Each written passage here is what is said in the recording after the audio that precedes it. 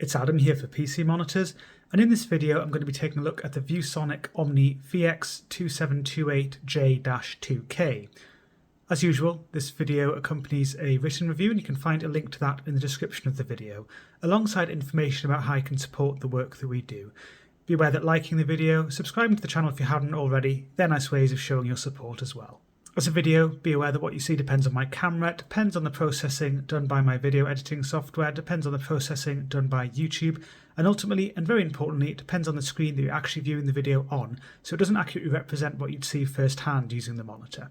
This monitor uses a 27-inch 2560 by 1440, that's QHD or 1440p resolution, 165Hz refresh rate IPS type panel, more specifically a BOE IPS ADS panel. So this gives you a good amount of desktop real estate and a good pixel density, so text has a good amount of clarity and crispness to it, and you get a decent amount of text on the screen at the same time, even if you happen to be multitasking. It also means that suitably high resolution image content, and that includes games, is displayed with a good level of detail and clarity. And for many people, this kind of resolution is relatively easy to drive, certainly compared to high resolution such as the 4K UHD resolution, but it still delivers a decent amount of detail, so it's just quite a well-balanced experience really. From the front you can see a matte black stand base with the kind of penguin foot design, as I like to call it, matte black bottom bezel. The stand neck is coated metal, so that gives quite a nice, slightly premium feel to things. I'm not saying it's the most amazingly premium feeling monitor, but actually for a budget offering I think it's fairly solid, and it doesn't have a huge amount of wobble if you tap it. I know you don't generally tap monitors from the side, it's just something that people like to think about when if you're adjusting it, how solid does it feel. I wouldn't be concerned about this one wobbling if you're just typing, unless you've got a really weird rickety desk, which you should probably look into. The top and side bezels are dual stage. That means that they have a panel border which is flush with the rest of the screen, difficult to see at the moment and just in general when the screen is switched off. But when it's switched on, as you can see elsewhere in the review, you can see that panel border. It is slim still. And then there is a hard plastic outer component to the bezel as well. The monitor is fully adjustable, so full ergonomic flexibility. You can tilt it, you can adjust the height, you can swivel it left and right, and you can rotate it into portrait 90 degrees as well. In terms of the screen surface, it's what I would classify as medium or relatively light matte anti-glare. So it has stronger glare handling than many competing IPS models. They tend to have light or light to very light matte anti-glare screen surfaces. And what this means is stronger glare handling is more likely to diffuse the glare quite heavily, which means you're not likely to get sharp glare patches or reflections when you're using the monitor normally. And there is bright direct light striking the screen surface there. You can't see a sharp glare patch as you can on some of my reviews with the lighter matte screen surfaces. Light's being diffused more strongly. It does mean it can give a hazing or a sort of washing out of the image if you have strong lighting in your room, and particularly strong direct light striking the screen surface. So you do still have to be conscious of your lighting environment.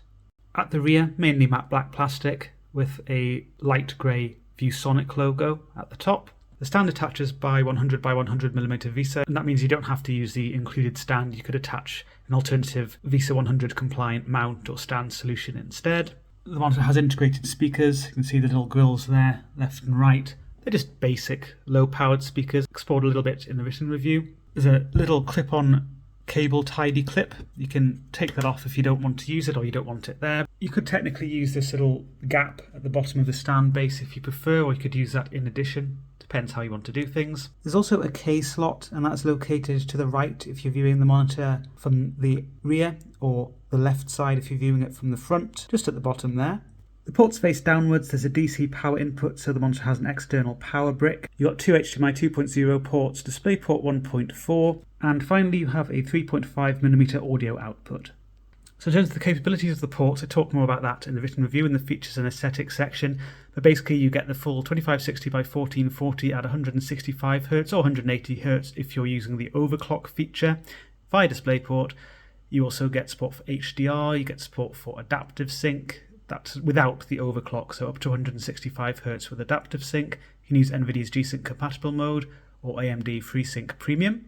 And via HDMI, you're limited to 144Hz maximum. There's also 120Hz support at the native QHD resolution, 1440p.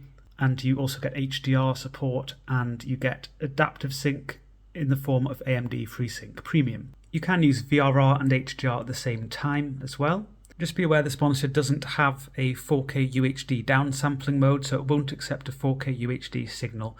So 2560 by 1440 is the maximum it will accept, which also means that you can't use HDR with the Xbox Series X, because that requires a 4K UHD signal is fed to the monitor, which this one does not support. However, as I cover in the review, HDR is very basic on this one. It's really not something you're going to mind too much about missing out on. I'm now in Shadow of the Tomb Raider, and I'm going to explore the contrast performance of the monitor. This monitor has an IPS type panel. As such, contrast is not its main strength. I recorded close to 1000:1 under my test settings, and with the colour channels in their neutral position, which maximises contrast, I recorded 1127:1. So it's in line with the specifications for the panel, a little bit weaker than some IPS models, but slightly stronger than others. So this doesn't give you a great potential for a deep and inky look to dark shades. It doesn't give you great depth. It doesn't give you great atmosphere, especially for dark scenes like this. There are plenty of dark scenes in this game. And you also have to factor in IPS glow.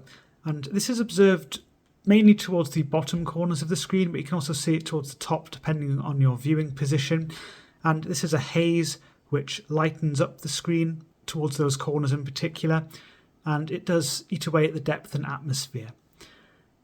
The level of IPS glow in general is moderate. Here it's quite typical for a 27-inch IPS model. It can also be brought out more strongly if you're sitting closer to the monitor, if you're using a high brightness, or if your monitor has an issue with backlight bleed or clouding. Mine does have a bit of an issue, not extreme amount, but you can see some spotlighting, and you can see this in the written review as well as a picture which just isolates this issue without the IPS glow as well.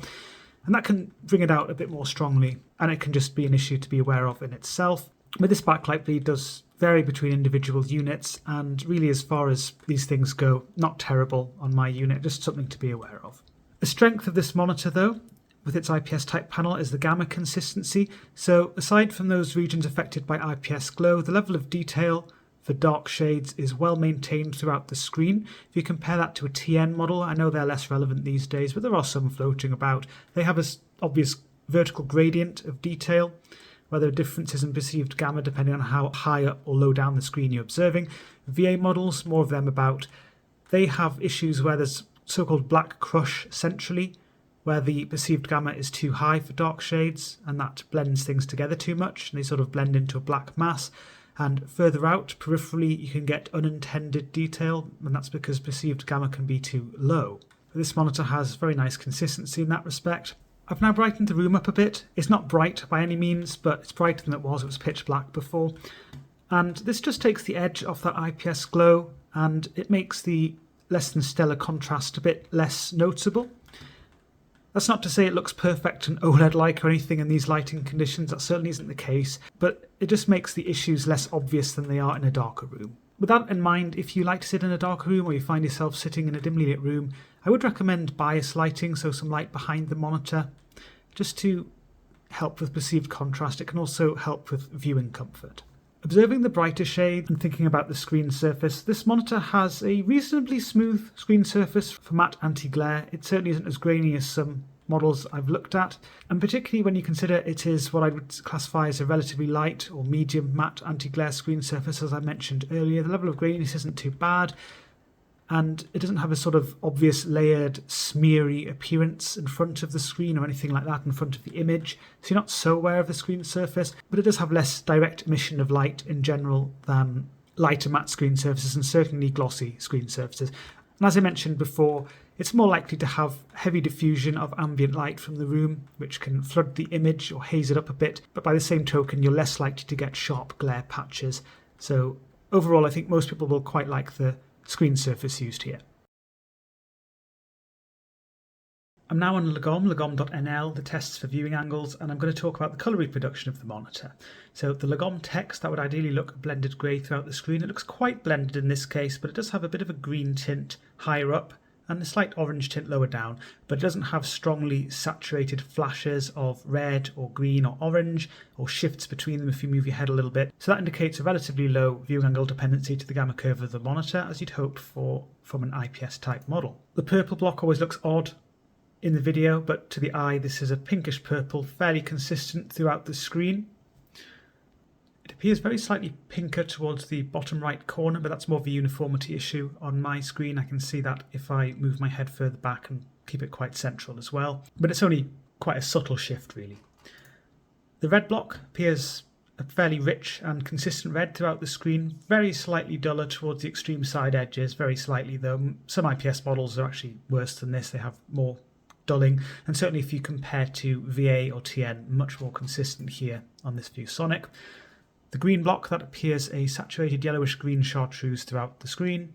If I'm being picky, I could say it looks very slightly brighter towards the extreme edges, and I mean the extreme edges, but that's to do with the bezel design, and that's common on dual stage bezels like this, not specific to this model, and again, another massive shift. I'm sorry if the camera's pulsing at times, I forgot to turn off autofocus, and it goes a bit crazy trying to focus on these solid shades. The blue block appears a good royal blue throughout the screen. I'm now on Battlefield 2042, and I'm going to talk about the colour reproduction using some in-game examples. Content like this, and just if you're browsing the internet, watching movie content, and you're running the monitor in SDR as I am now, then things are designed with the sRGB colour space in mind. And if the monitor is using a gamut that extends beyond that, then you get extra vibrancy and extra saturation. This monitor has a colour gamut which covers 95% DCI-P3, so there's a lot of extension beyond sRGB, as you can see on the screen now. So more specifically, the gamut does actually pinch towards sRGB for pure reds, for that red corner, but elsewhere there is significant extension beyond sRGB and it runs closer to DCI-P3. So what that all means is that yes, there is a good dose of extra vibrancy and extra saturation. Things do look more saturated than the developers intend. So I can see the red track there has a good amount of extra vibrancy. The green of these bushes as well brings out the greens a bit too strongly. Some of them aren't as muted as they should look. A bit too eye-catching. Some of the yellowish greens are brought out a little bit too strongly. But this isn't an extreme boost in saturation. It isn't the same as some wide gamut monitors with an even more generous gamut than this. Sky blues as well, they're rather eye-catching, a bit more saturated than they should be. And some of these earthy browns, or the browns of the tree trunks there, a little bit of a red push, but not extreme.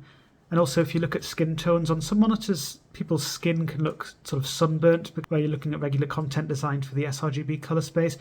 In this case, there is a bit of a push, but it's not really sunburnt, it's not an extreme sun-kissed look, just a bit of extra saturation. So it is a look which some people are going to really quite like. It does look vibrant, without looking hideous or cartoonish, I guess you could say. Still, it is quite a lot of extra saturation even so, and not everyone likes that look. Some people do prefer the more muted look as the developers intend. Usually I would show you an sRGB emulation setting on the monitor and talk about that, which can tone things down, but this monitor doesn't actually have one of those. It doesn't have a setting which clamps the gamut close to sRGB. It does have an sRGB colour temperature setting, but that doesn't do anything of the sort. It doesn't clamp the gamut, so it isn't an sRGB emulation setting. But if you look at the colour reproduction section of the written review, you'll see that there are some alternatives you can apply at the GPU level if you've got an AMD GPU or an NVIDIA GPU and you're a Windows PC user. But either way, it is nicer to have a really nicely calibrated and ideally flexible sRGB emulation setting on the monitor itself. That's really the gold standard, and that is absent here. So if you're using this monitor for colour critical work, good potential within the DCI-P3 colour space and the sRGB colour space, but really you're going to be wanting to calibrate the monitor using your own colorimeter or alternative device.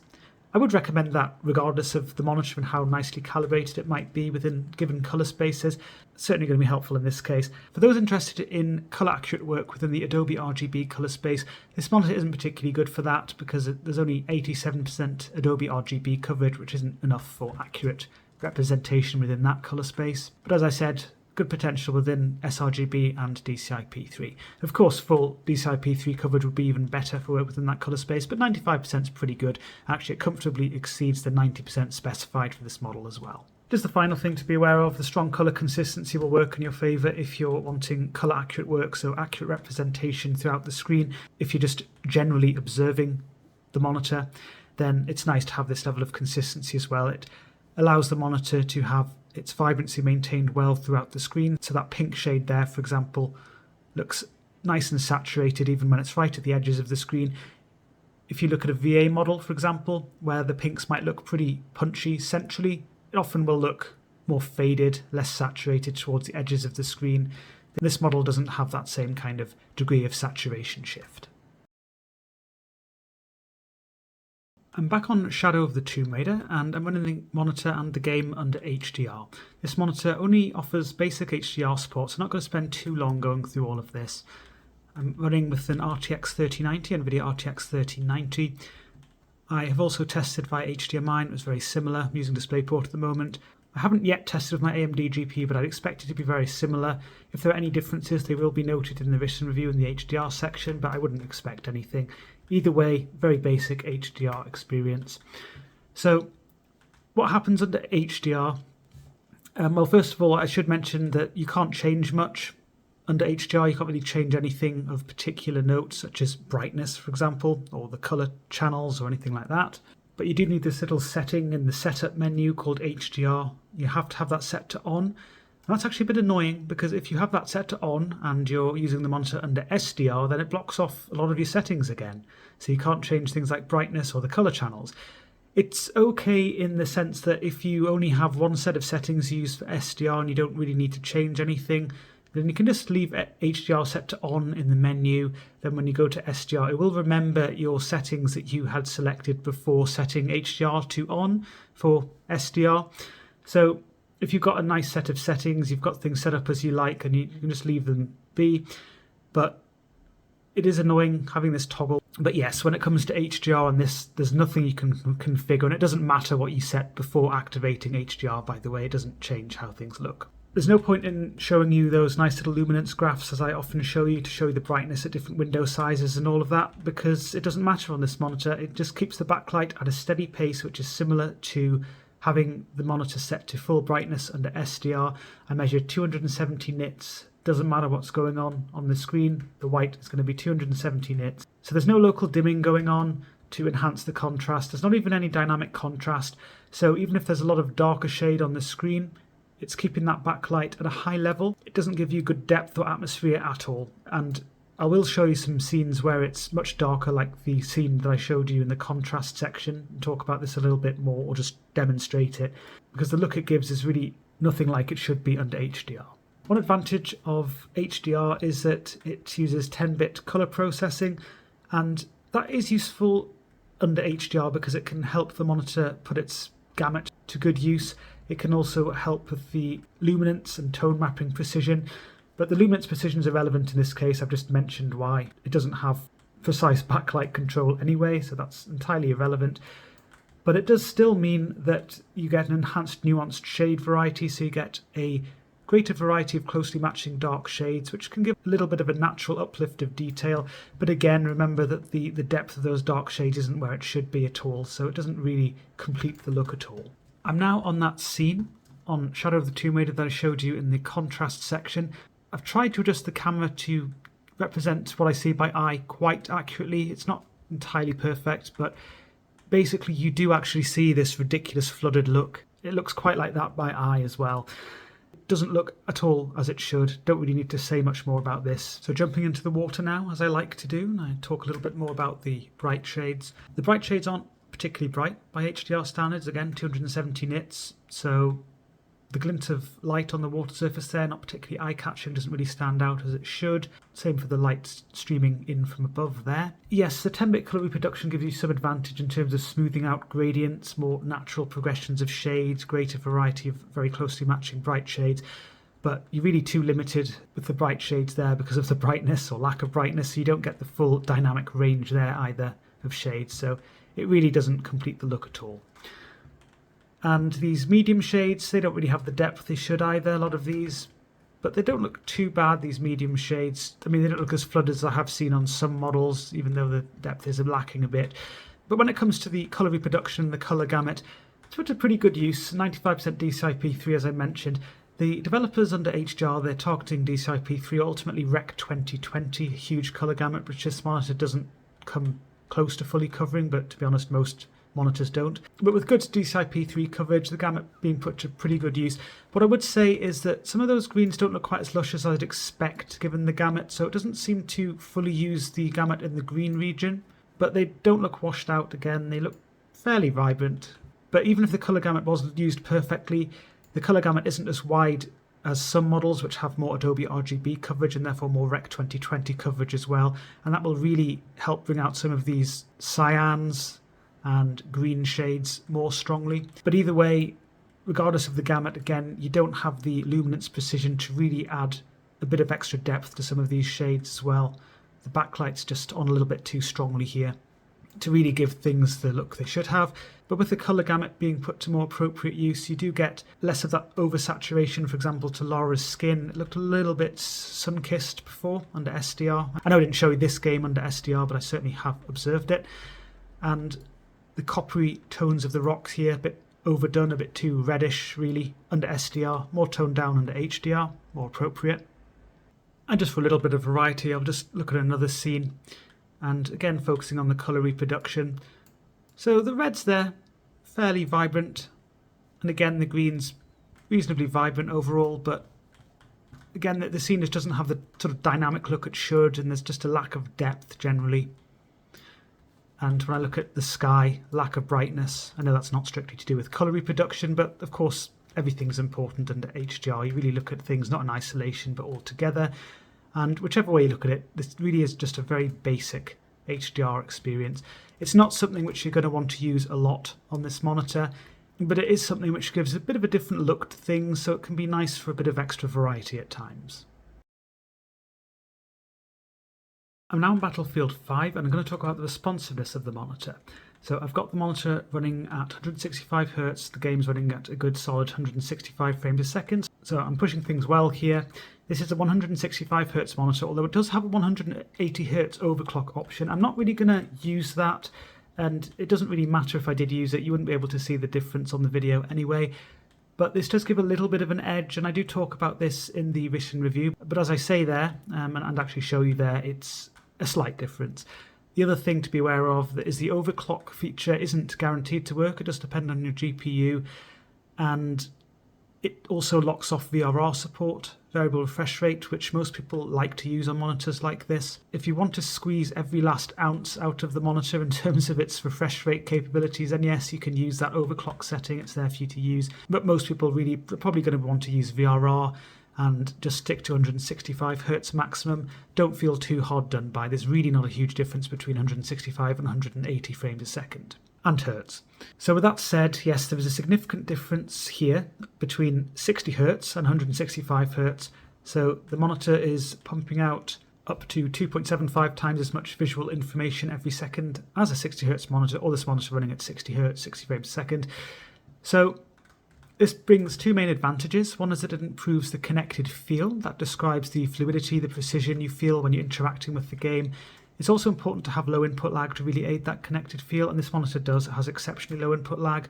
I measured just under 2 milliseconds in this case, so that indicates an exceptionally low signal delay, which is the main element of input lag you feel. So even for sensitive users, this is going to be great, absolutely fine. The other advantage of the high frame rate, high refresh rate combination, it decreases the perceived blur due to eye movement. This is something which is explored in some detail in an article on the website and also summarised in the responsiveness section of the written review. So do check that out if you're interested or you're not familiar with the term perceived blur. And it also explores pursuit photography, a photography technique which can be used to capture the motion on the monitor in a way which encompasses this perceived blur due to eye movement, but also the pixel responses of the monitor. That's very important as well to consider. The pixel responses of the monitor, they do influence the perceived blur as well. So you can see pursuit photographs here. The monitor's running at 165 Hz. Various different refresh rates are shown in the written review if you're interested in some comparisons there and how it performs at various different refresh rates. But it has 3 different response time settings: standard, advanced, and ultra fast. I consider advanced to be optimal. It's the best tuned. Ultra fast has too much overshoot. You can see this colourful trailing behind the UFO. And in practice, that is very eye-catching across a broad range of transitions, so I don't find the ultra fast mode useful. Advanced, on the other hand, there's really very little to speak of in the way of overshoot, but it does give you a bit of an edge in pixel responses coming from standard. And I've also got a reference screen there, the Gigabyte M27Q. It's running at 170 Hz, but that's a negligible difference versus 165 Hz, so it can be used as a valid comparison here. And the reason I like to use that is that the M27Q, it's the revision 1 I tested, by the way, if you're interested, The M27Q, that's at a level which most people are very comfortable with in terms of its pixel responses. So if a monitor can at least match that, then that's a good start. If it can beat it, then that's even better. And this ViewSonic does beat it. It has a less bold initial trail just behind the UFO. You can see for the medium background, that's the middle row, and also the dark background, the top row. And also actually for the light background bottom row for that matter, if you look closely enough, just less of an initial trail behind the red UFO body in particular, and just less of a powdery trail behind the yellow UFO cockpit as well. So what that means is the ViewSonic here performing pretty well in terms of its pixel responses. So that really just translates onto a broader range of pixel transitions. So they're mainly light to medium shades here, but there are some darker shades mixed in. There aren't really any standout weaknesses, any obvious weaknesses. Certainly nothing I'd describe as a smeary trail like you get on VA models typically, or a heavy powdery trail, which you might get on some IPS models, some slower IPS models. The slowest pixel transition, so an example of that would be bright or highly saturated shades against a darker background. So where it has open range here and the icon there, you're not really going to be able to see this on the video, but there's just a bit of that powdery trailing. And you can just see it more broadly where there are little intricate mixtures of shades, so the little shadow details on the rocks there with brighter shades in the background. Just a little bit of extra perceived blur, but again, nothing that will really stand out and most people will find obnoxious or anything like that. So nothing really to complain about. Also, speaking of not much to complain about in the way of overshoot either, it's just it's sort of little traces here and there, but nothing that stands out in an obvious way. Even if you're sensitive to overshoot, at 165 Hz, even using the advanced setting, I really don't think most people are going to actually notice this, even if you're actively looking for it, so it isn't something I'd worry about. I'm on another scene on Battlefield 5, and this scene has a different range of transitions really. It's got more dark shades mixed in, but it has some quite high contrast transitions, so there are some isolated bright shades with much darker backgrounds. So these reveal some of the, again, the weaker transitions, but when I say weaker, I don't mean they're weak, they're just somewhat slower than optimal. So just a little bit of the powdery trailing again in places, but nothing really eye-catching or bothersome. And I'd say the same about overshoot, again, just traces in places, like around the tree there, for example, just a little bit, but I do stress a little bit, most people aren't really going to notice this at all. So overall, really pretty competent 165 Hz performance here. Nothing that really warrants much complaint. It's definitely a performance which most people are going to be very happy with. The monitor also supports variable refresh rate, VRR technologies. You can use adaptive sync, and that means you can use AMD FreeSync as an AMD GPU user or with a compatible games console such as the Xbox Series X, or you can use NVIDIA's G-Sync compatible mode with a compatible NVIDIA GPU. That's what I'm using at the moment. I've got an RTX 3090 hooked up. The monster has a VRR range of 48 to 165 Hz, so that's what's claimed, but in practice I found it more to be like 55 to 165 Hz. So what that means is the monitor will run its refresh rate matching the frame rate between 55 and 165 frames a second or hertz, and that gets rid of tearing and stuttering from frame and refresh rate mismatches which you'd have without the technology enabled. And when it goes below 55 Hz, which is the floor of operation, or claimed 48 Hz, so say the frame rate was 30 frames a second, the monitor could stick to 60 Hz. It uses LFC, low frame rate compensation, so it sticks to a multiple of the frame rate with its refresh rate, and that also keeps tearing and stuttering at bay. As usual, when the LFC boundary is crossed in either direction, there is a subtle momentary stuttering. Not everyone's actually going to notice this. It's pretty subtle. It's not like the kind of stuttering you get just normally without VRR. But it is there, and if you're constantly crossing the boundary and you're sensitive to this, it could be a little bit annoying. But if you're not frequently passing that boundary, it's really not something I would worry about. The other thing to be aware of is that as you have a decrease in frame rate, and to demonstrate that, I've got the game running at 120 frames a second, and the monitor is running at 120 Hz to match. There is a decrease in connected feel, an increase in perceived blur just due to the frame rate decrease. That's not something which VRR technologies can compensate for. There is still a decrease in frame rate. But sometimes with VRR technologies, I'll go down to 120 Hz even, and I'll start noticing some pretty obnoxious overshoot. In this case, there is a little bit of an increase in the overshoot, but it's not too bad actually. I'd still stick with the advanced setting here because the overshoot isn't really too bad. If you are sensitive to overshoot, you're noticing some, then you could use the standard setting. It's not terrible. The pixel responses are pretty okay actually with the standard setting as well, particularly for 120 Hz and below. But you do get a bit of an edge with the advanced setting, and I just find the overshoot levels alright. So I've now reduced the frame rate to 80 frames a second, and the overshoot's a bit more noticeable now. You can see it around the flag, or I can see it around the flag and the tree there, but it's still fairly well blended actually. It's not extreme overshoot. And the same now down to 60 Hz, 60 frames a second. Again, a bit more of an increase in the overshoot. It persists longer on the screen, that's really what it is, so you might notice it a little bit more. However, it's not extreme overshoot again. I think most people will probably be happy enough actually to use advanced, but if you are sensitive to this overshoot, then you could switch to standard. So you could consider this to be a single overdrive mode experience if you're one of the people who will be happy to just use advanced all the time because there's not an extreme amount of overshoot regardless. So that's actually quite good to see, particularly on a budget monitor like this.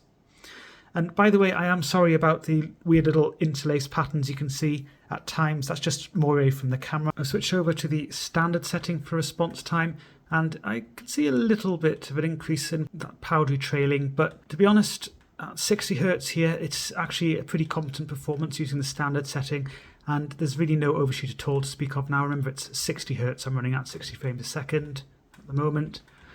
So if you are sensitive to overshoot, then feel free to use that standard setting. You might prefer it, but for others, I think just sticking to advanced throughout the variable refresh rate range will be an option. Just a few additional things to bear in mind with this monitor. You can use HDR at the same time as adaptive sync, and you can do that with AMD FreeSync or NVIDIA's G-Sync compatible mode. That works fine. Remember that you can't use the 180 Hz overclock with VRR. The monitor also has an alternative to VRR called MPRT, which uses the strobe backlight setting, and I explore that in the written review. But as demonstrated there, it is not well calibrated. There's a lot of strobe crosstalk, so even if you like strobe backlight settings, the one on this monitor is not very well tuned at all, and I don't really find it comfortable to use, and I don't find it really achieves its main goal of reducing perceived blur due to eye movement because of the fact that there's so much strobe crosstalk. Basically a duplication of the image centrally. It's quite a lot of central strobe crosstalk. So I don't find it a useful setting, but I don't want that to take away from the overall good performance the monitor shows at up to 165 Hz and just with VRR in general. To wrap up then, the monitor has actually quite decent build quality, I'd say, for a budget monitor. I quite like the fact that they've managed to sneak in a little bit of brushed metal or coated metal for the stand neck. That's nice to see. It gives a little bit of a more solid or premium feel than some models. Also good ergonomics as well, fully adjustable stand, that's nice to see. The contrast performance, well, largely as I was expecting really given the specifications. It's pretty close to the specified static contrast ratio. Moderate amount of IPS glow as expected again for the panel type. 27-inch IPS type panel. My unit did have a bit of an issue with backlight bleed, but that can vary between units and certainly isn't unique to this model at all. The screen surface was quite interesting actually because it was medium or relatively light. Most IPS models will have a light or lighter than that matte anti-glare screen surface, perhaps a very light matte anti-glare screen surface as I'd call it. So it is somewhat stronger here, and sometimes that can mean there's lots of smeary graininess to the image, which isn't nice to see, but actually here that isn't the case. It has quite a smooth finish to the screen surface. So it's something which I think many people are going to quite like actually, the screen surface used here. The brightness of the monitor as well, I didn't really talk about that earlier, but I do cover that in the written review. The maximum brightness actually exceeds the specifications a bit. It was just a little bit below 300 nits. I just checked, it was 293 nits, so yeah, close to 300 nits. Slightly exceeds the 250 nits specified. But for most people, they're going to be using the monitor somewhere around 100 to 200 nits for regular usage anyway, so this is within that range and there's a bit of headroom beyond that anyway.